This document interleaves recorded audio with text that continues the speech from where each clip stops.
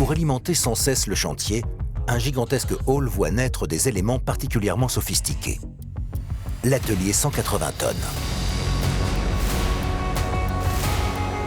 120 ouvriers spécialisés fabriquent des ensembles complexes destinés à former la coque et le fond du navire.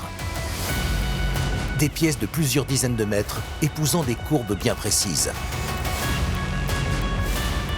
Il faut travailler des plaques d'acier aussi fines que possible, tout en évitant les déformations et en conservant une solidité à toute épreuve.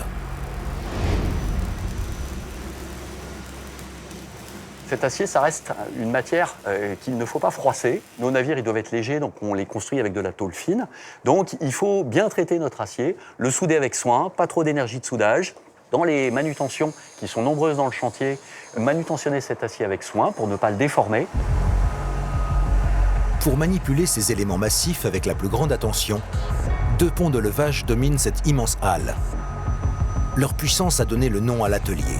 Ils sont capables de soulever des pièces de 180 tonnes.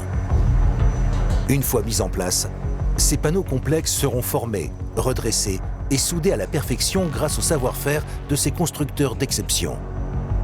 Chacun des éléments qui sort d'ici demande à nouveau près de 10 000 heures de travail.